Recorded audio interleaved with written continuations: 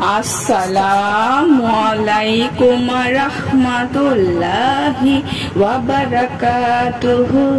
সুপ্রিয় সম্মানিত দর্শক শ্রোতা, আশা করি মহান রব্বুল আলামিনের দয়ায় আপনারা সকলেই ভালো আছেন।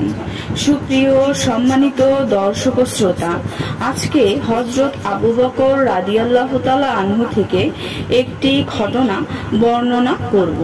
ঘটনার শিরোনাম হচ্ছে, এই বুজুর্গ কাঁদছে কেন। সুপ্রিয় সম্মানিত দর্শক শ্রোতা, আপনাদের নিকট অনুরোধ থাকবে ঘটনাটি শেষ পর্যন্ত শোনার।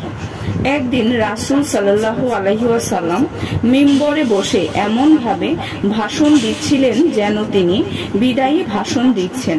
তার চোখ বেয়ে পানি গড়িয়ে পড়ছে।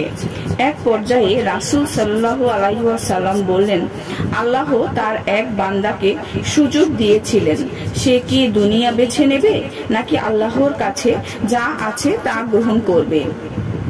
সেদিন সে আল্লাহর কাছে যা আছে তাই বেছে নিয়েছিল। একথা শুনে হযরত আবু বকর রাদিয়াল্লাহু আনহুর চোখ অশ্রুসিক্ত হয়ে গেল।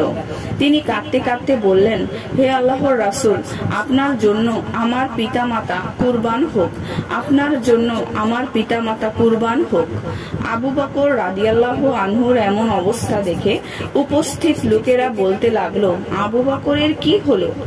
রাসূল তো আল্লাহর এক বান্দার ব্যাপারে বলেছেন যে আল্লাহ তাকে দুনিয়া ও আখিরাতের উভয়টির যে কোনো একটি বেছে নেওয়ার সুযোগ দিয়েছিলেন, কিন্তু আল্লাহর সেই সৌভাগ্যবান বান্দা দুনিয়ার পরিবর্তে আখিরাত বেছে নিয়েছিলেন। তো এখানে আবু বকরের সম্পর্ক কি? তিনি এভাবে কাঁদছেন কেন? তবে মানুষের এ ধারণা ছিল যে উপস্থিত লোকদের মাঝে আবু বকর সবচেয়ে জ্ঞানী। তিনি হয়তো রাসূল সাল্লাল্লাহু আলাইহি ওয়াসাল্লামের উল্লিখিত ভাষণের মর্ম বুঝতে পেরেছেন। তিনি হয়তো বুঝতে পেরেছেন যে আল্লাহ যাকে দুনিয়া ও আখিরাত তথা আল্লাহকে বেছে নেওয়ার ইখতিয়ার দিয়েছিলেন তিনি আর কেউ নন, বরং তিনি আমাদের প্রিয় নবী সাল্লাল্লাহু আলাইহি ওয়াসাল্লাম, যিনি দুনিয়ার পরিবর্তে আল্লাহকে বেছে নিয়ে আল্লাহর নৈকট্য লাভ করেছেন। আর এটা বুঝতে পেরেই হয়তো আবু বকর কাঁদছেন।